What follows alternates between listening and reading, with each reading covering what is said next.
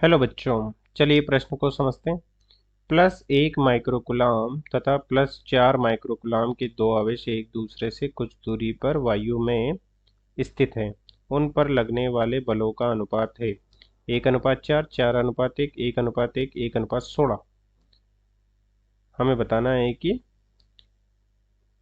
उनके बलों में क्या अनुपात है। मुख्य अवधारणा में हम देख सकते हैं कि इस प्रकार से कोई Q1 आवेश है तथा r दूरी पर कोई Q2 आवेश है तथा ये निर्वात में व्यवस्था उपस्थित है, तो इनके मध्य लगने वाला बल हो जाता है 1/4 pi epsilon not Q1 Q2 बटा r⁴, जहाँ एप्सिलॉन नॉट निर्वात की विद्युतशीलता है। निर्वात की विद्युतशीलता है।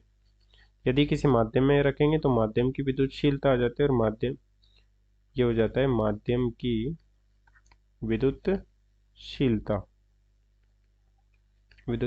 जिसका मान होता है एप्सिलॉन नॉट गुणा आपेक्षिक विद्युतशीलता ER के बराबर। अब चलिए प्रश्न को हल करते हैं। प्रश्न में वायु में दो आवेश दे रखे हैं, जिसमें एक आवेश Q1 है तथा दूसरा आवेश Q2 है।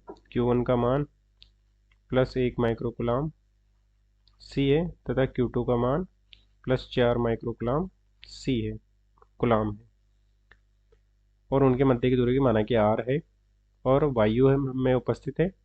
तो वायु की आपेक्षिक विद्युतशीलता हो जाएगी।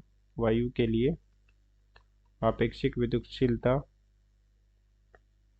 ER बराबर होता है 1.003।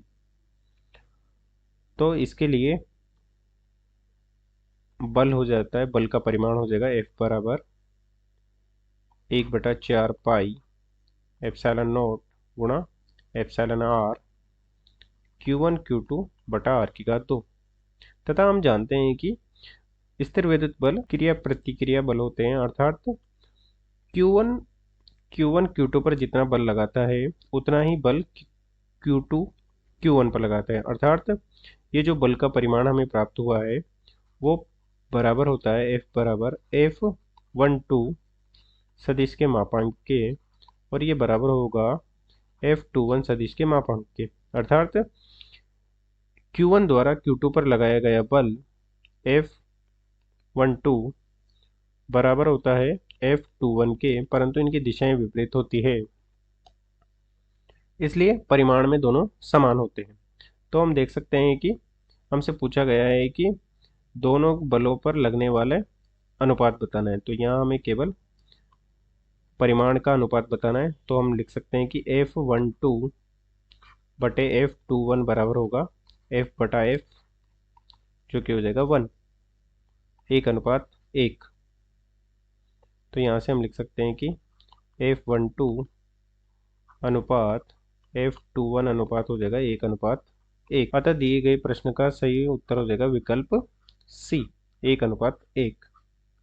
अतः दिए गए प्रश्न को हमने हल कर दिया है। आशा करते हैं आपको समझ में आया होगा। धन्यवाद।